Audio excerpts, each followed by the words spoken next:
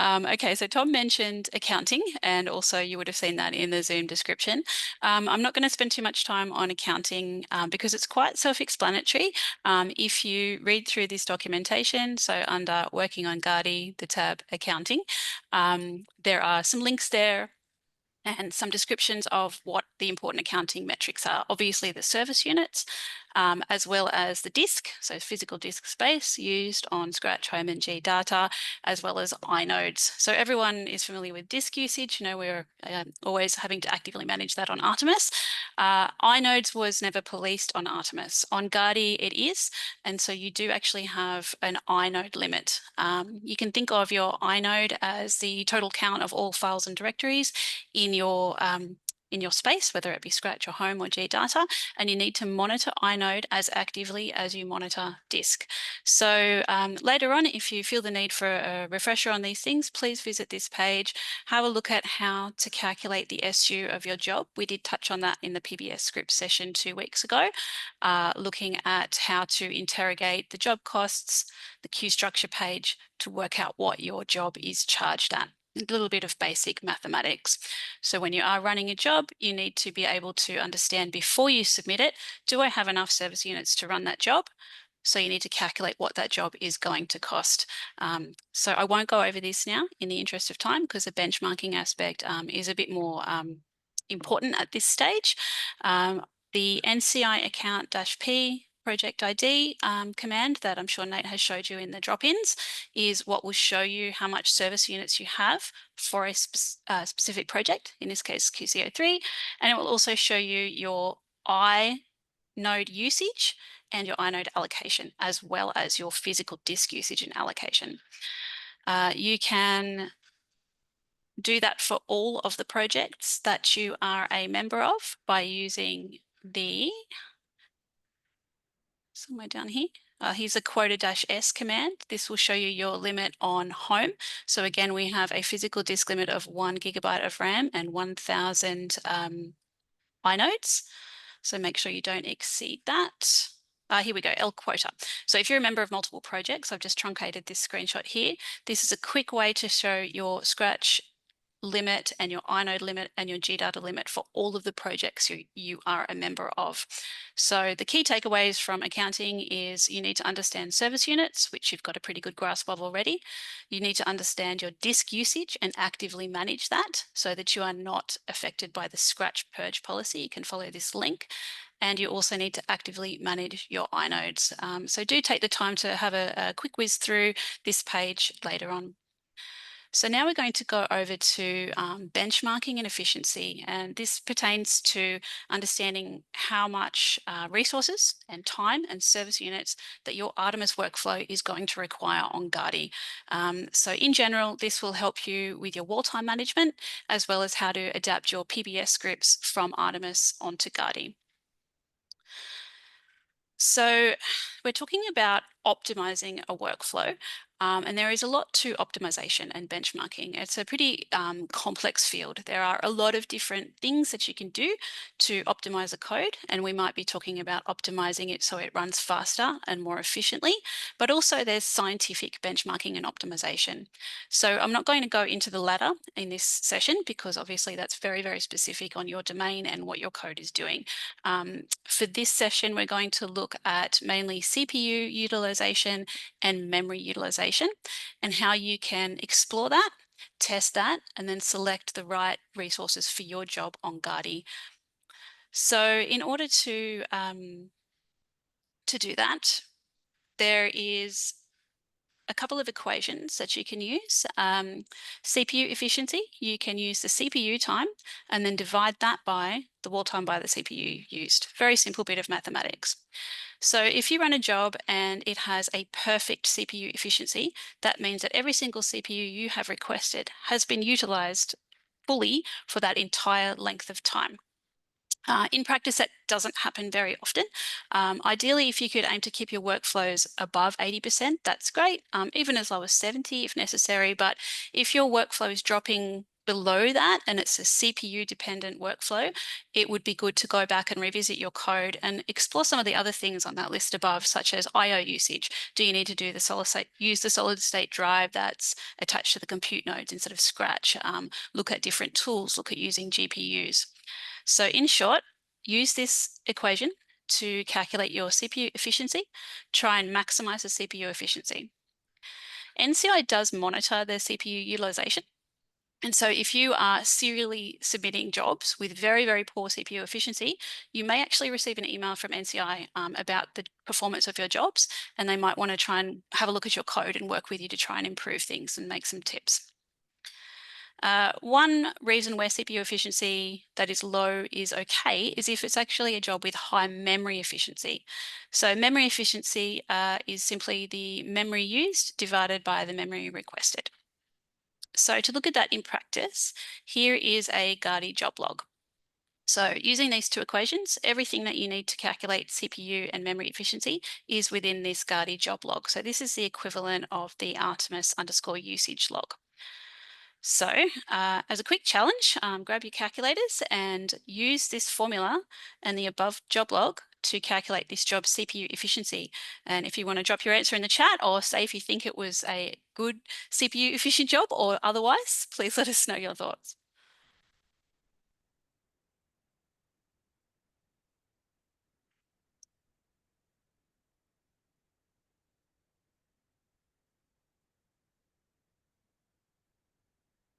Anyone want to call out?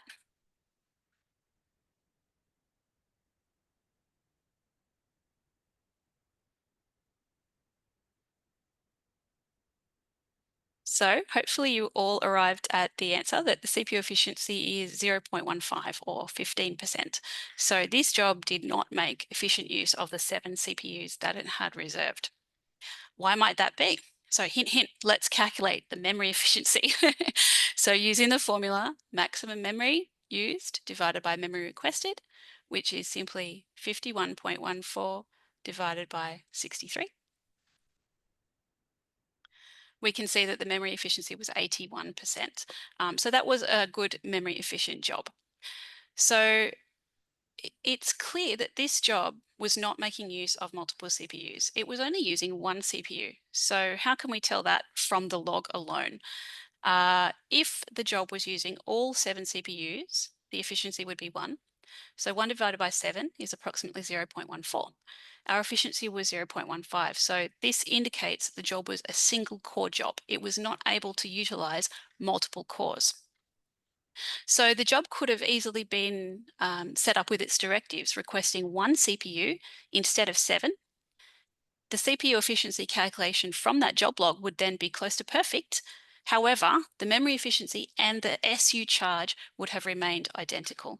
So why would the SU charge be identical? That is because when you are requesting resources on Gaudi, the max allocation of memory or CPU is what is used to calculate the charge rate.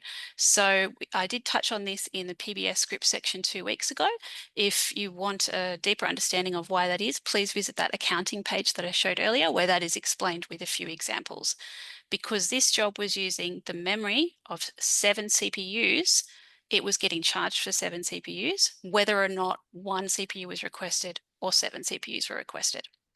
So why would the user have done this, where they could have requested 1 CPU and allowed those other 6 CPUs free for use? Sometimes it can be good, depending on your code, to be protective of the resources that you want to partition for your job. The user had a good understanding of the memory that they needed, the memory efficiency was very good, and they wanted to make sure that there was no encroachment on their job from other jobs running on that node. So since you're getting charged for the SU usage of 7 CPU, if you want to be protective of your resource allocation on that node, this is one way of going about it. So now we have a bit of an understanding of how to calculate CPU efficiency and memory efficiency from a Gaudi job log. We know that we can compare replicate runs of the same discrete analysis task with different compute resources, and we have some objective values that we can use to decide which is the best for my job. So now we'll look at how to do some benchmarking with a bit of an example and some template scripts which we have to try and simplify this benchmarking task for you. So we're going to base this benchmarking example off an Artemis job log. So you can see here it was a 24-hour Walltime job, which used almost 18 hours, 16 CPUs with reasonable utilization, and 100% memory utilization. So we can use this job log to try and guide us in establishing our job on Guardi. So one way of doing this would be to replicate these resource requests, submit that job, and go from there. But there is a more objective and more useful and faster way of doing this. If this job is going to run for most of a day, it would be nice to get our answers immediately and be able to submit all of our tasks and then have the results the next day.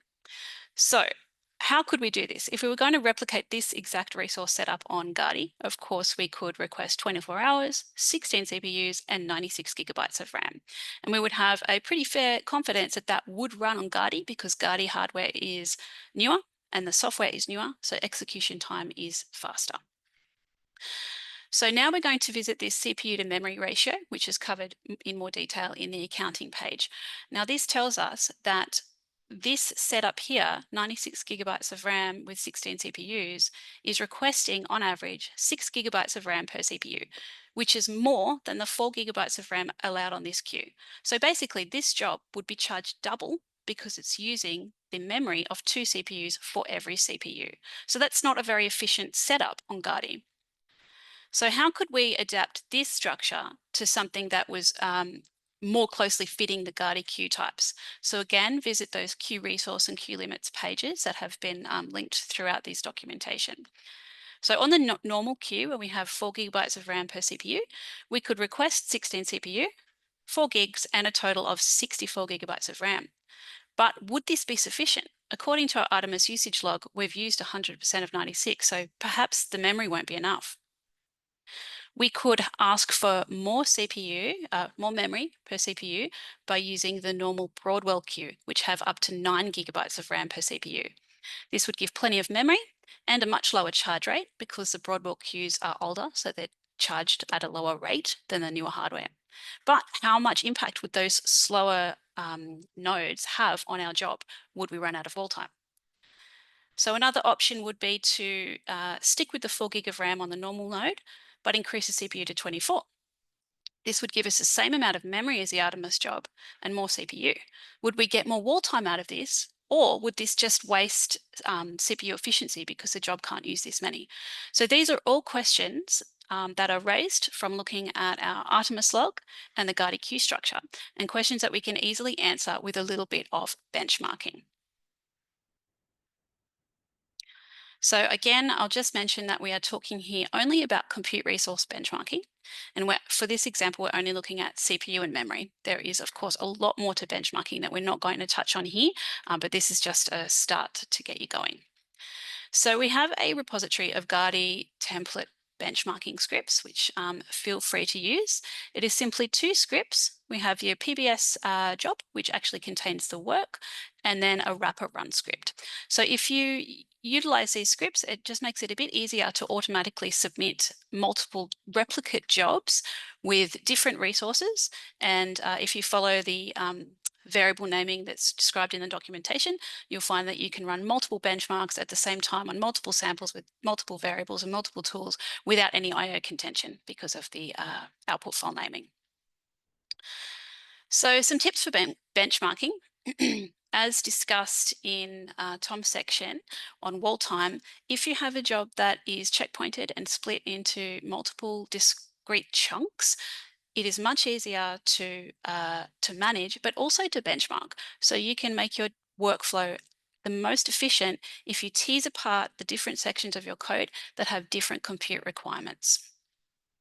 Another tip is to do initial benchmarking on a small subset of your data. So our Artemis example ran for 18 hours. We don't want to wait 18 hours for results. That's wasteful of our time and also the compute resources on the platform. So where possible, subset your data to whatever is valid for your domain and run your benchmarking on that. Once you've done your initial benchmarking on your subsetted data, it's important to follow up with scalability testing to test if your chosen best compute resources maintain that same efficiency when you run at a full run, and also if you run multiple nodes of that analysis at the same time. Often we find that scalability does go down as the workflow increases in its load. This is okay, but we do want to have an understanding of how quickly that decline tapers off, so we can find the sweet spot between scaling our workflow to use lots of resources and maintaining efficiency. And a final tip: embrace benchmarking. It might seem like it's really time consuming and something that you don't want to do. You just want to get in and run your analysis, but it really can save you a lot of time, not just wall time, but also your own time when things run out of RAM or run out of wall time and you have to resubmit them. That's really frustrating and it wastes service units. We're really fortunate to have this Sydney scheme where all of our KSU are funded by the university. So it's our responsibility to ensure that we are making efficient use of these. So now we'll move on to a quick demonstration, which uses the same tool which was in example 1 from the Walltime session, BWMM, a very, very popular tool in genomics. So fortunately for this tool, subsetting is really simple. The full analysis from the optimise usage log had 433 million queries. So they are DNA sequences which need to be mapped against a reference. So we can simply take a smaller subset of those queries. When you're running your small tests, try and make sure that your benchmark runs are at least 5 minutes each. And this is because every time a job is launched, there's some processes which contribute to an overhead, so spinning up the hardware and the software. So if your test runs are too short, you won't actually get some meaningful indication of the performance. So if we go for a target runtime of 5 minutes, this would equate to 2 million DNA queries. However, Guardi is super fast, so I know from experience that 2 million is too small. So let's go with 10 million, so 1/43 of the input data. So I've subsetted the data, and now I'm going to take a copy of the benchmarking repository, which I shared, which is shared in this code here. Now I'm going to make a directory for it. I'm going to do it in Scratch where there's lots of space, make a directory, get the repository, and then rename the tool scripts to the name of the workflow that I want to run. And the reason I'm going to do it this way is because what if I wanted to compare multiple different mapping tools in the same benchmarking set? I can easily do that by having multiple pairs of these scripts and giving them unique prefixes. So now in your wrapper script, just the shell script which runs the multiple instances of the PBS job, assign a abbreviated tool name. Again, this is to name the output directories, and also a prefix. And this is, again, if I wanted to say run subsets of 10 million, 20 million, 50 million, I could do all of that in the same directory. So finally, this bit's a little bit quick and dirty. We do have plans to refine these template scripts in the future, but at the moment it's just a plain old hash out what you don't need setup. So on Guardi, there are NUMA domains. Now this is to do with the way the memory is set up on the nodes. So on the Guardi's normal nodes, the NUMA domains are 12. So we want to try and ensure that whenever we're running a job, it can fit within that 12. So if you do 16 CPUs, for example, it's going to be taking memory across 2 different NUMA domains. So we try and avoid that. So that's why these particular NCPU values have been set. I know that this tool can't run with very little memory. So I'm not going to test it at 1, 2, or 4 CPUs. So I've just made a little array that's going to test 6, 12, 24, and 48 CPUs on the normal queue. Not going to do huge memory because there was no indication that that tool could benefit from 31 gigabytes of RAM, which is available per CPU on huge mem. But I would like to test the Broadwell queues, which, as we know, have a charge rate of 1.25. So they're quite efficient in terms of SUs. The NUMA domains on the Broadwell queues are 7. So we want to test 7, 14, or 28. I'm going to, again, cross off 1 because that's not enough memory for this tool. So then once I have worked out what tests I want to run for these queues, simply grab my optimise script, which had the workflow code, chuck it in here where it says your script here, and then make a few small changes. First of all, test that your software versions are available on Guardi. If not, visit the software guide for some tips there. Adjust the variables to make sure they're pointing to the right things. And I'm also going to change this capital N CPUs, which is from Artemis, and I'm going to put it as lowercase n CPUs, which is simply to match what's coming from the run wrapper script. So once that's all set up, it will look like this. So note the comment, use the outdir for output directory path and outfile underscore prefix for outfile prefix. This again is to avoid IO contention when you're running multiple benchmarks at the same time. And then submit both. So you just simply provide the queue name that you want to run on to the run script, and this will submit all my tasks. So I've asked for 6, 12, 24, and 48 CPUs on the normal queue, 7, 14, and 28 on the Broadwell. So quite simply, I have now run 7 identical iterations of that job with different compute resources. Monitoring with QStat, once it's finished, we can check the usage summary with the Guardi usage reporting tool, which is just a Perl wrapper script which reads your Guardi.o job logs and summarizes the metrics that are used. So it's just a tab delimited text output. You can whack that into Excel, select out whichever columns you like. And here I have summarized the key columns, which show us the amount of CPU, memory requested and used, CPU time and wall time, efficiency, service units, and then knowing that I've subsetted my data, I've done a crude extrapolation to go, well, if this was perfectly efficient for a larger data set, how long would it take and how much would it cost? So now we need to review this and decide which is the best resources for this job. There's a few different options. So for the fastest wall time, obviously we're looking at the most CPUs, which is 1.65 hours extrapolated on one whole Guardi normal node. Very much faster than the 18 hours on Artemis. However, the efficiency is pretty low. It's only 59%. So that's not great. And particularly if you're running 100 or 200 samples at once in a multi-node parallel job, this might go down even further. And of course, the job costs the most as well. So if we want to look at the least job cost, that would be 7 CPUs on the Broadwell node. That's quite low, quite quick, and also very efficient, 97% CPU. So that's a pretty economical job. If we wanted to get something that was a little bit faster than this 6 hours, but also was pretty efficient and didn't use too much service units, we could perhaps go for this 14 CPUs on the normal Broadwell node. 92% CPU efficiency, 3.5 hours to analyze one sample. Anyone from genomics will know for a whole genome sequence, that's pretty good. So of note, these are using quite a lot less memory than Artemis. You can see here at most 25 gigabytes versus the 96 we observed, as well as a much lower wall time extrapolated, even with the slowest run. So what this highlights, first of all, Guardi is faster. Yes, we know that. But also that the way the Artemis job logs capture what they're reporting for the usage, it's a snapshot. So that 96 gigabyte of RAM might have been a one-off search, and it might not necessarily be representing of what the job needs overall.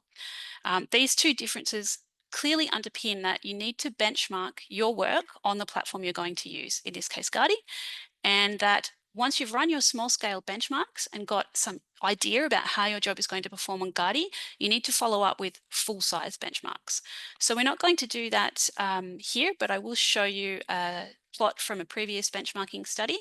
Same tool again, BWA, looking at genomics, this time one whole sample. Now that whole sample was subsetted into multiple 10 million query chunks so that it could be run in parallel on more than one node. So BWA can only utilize one node natively. If you want to run one sample on multiple nodes, you need to use the scatter-gather parallelism. So as we've discussed, the CPU efficiency does go down generally for most tools as you apply more resources. So for perfect scalability, what we would like to see is the wall time, so the red bars, decreasing, check. As the number of nodes increases, we've tested up to 7. But we want to see that the service units, grey bars, and the CPU efficiency, dark blue line, stay constant. In this case, they haven't. The service units have gone up and the efficiency has gone down, and that is pretty typical. So we can use this chart, a full benchmark for one sample, to work out what the optimum resources is. So in this case, I would run 3 nodes per sample. So we still have our CPU efficiency above 80%. The service unit cost is not that much more than what it was for one node, but the wall time is less than half. So I would call that the ideal position. So that's all I'm going to go over for benchmarking. Please visit this page, have a go at the template scripts if you want to use them for your benchmarking. You don't have to, you can do benchmarking however you choose. But I'd love your feedback on the template scripts because we would like to improve them and make them more user-friendly in time. So I'll leave it there. If anyone has any questions, please shoot.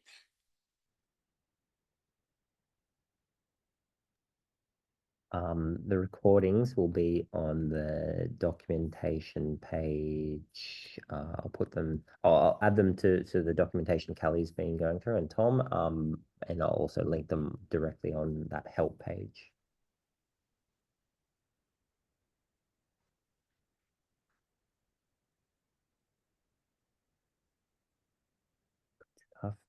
Any other questions? Love your work, Tom and Kelly. Thanks so much. Thanks, Nat. Thanks everyone for coming. Nice. Mhm. Much. Bye. And Thank you.